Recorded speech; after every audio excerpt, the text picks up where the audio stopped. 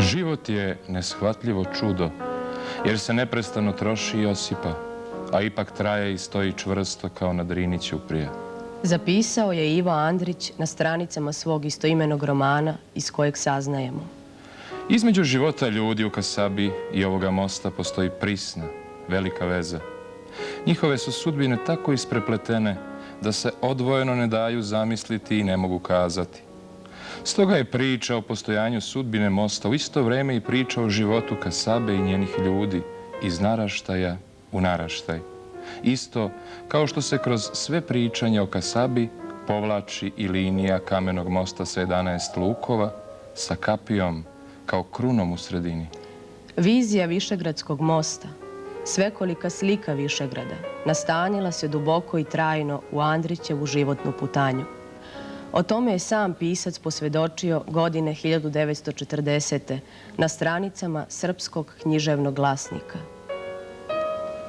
I na svim drumovima i putevima kojima sam docnije u životu prošao, živeo sam samo od te uboge sreće, od svoje višegradske misli o bogatstvu i lepoti stvorenog sveta.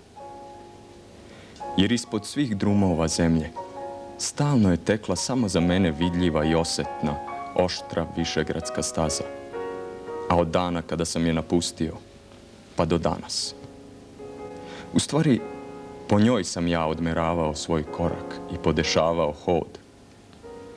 Celog veka me nije napuštala. Od svoje 2. godine Ivo Andrić živi u Višegradu.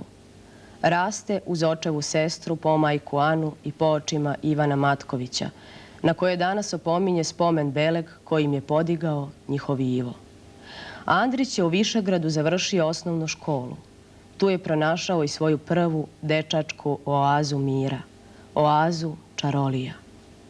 I kao što je pesnik Branko Radičević sa uzvišenja Belilo posmatrao i pevao o mestu svoga đakovanja, Sremskim Karlovcima, tako je dečak Ivo sa Bikavca, uzvišenja iznad Višegrada, posmatrao čaršiju, njene mahale i grbave sokake, trošne prizemljuše, ali i velelepna drevna zdanja. Naseljavao je u sebe mnoga višegradska zdanja, zbivanja i ljude, prijatelje, znance, lica u prolazu, koja će se mnogo godina docnije naći i na stranicama njegovih dela. Od kako znam za sebe, čovekovo lice je za mene najjače osvetljeni i najprivlačniji delić sveta koji me okružuje. Višegradska lica posebno je pamtio i stalno im se vraćao. Kao mladić splavario je Drinom, a već kao renomirani pisac uvek je odvajao po jedan autorski primjerak od svojih dela za Višegradsku biblioteku.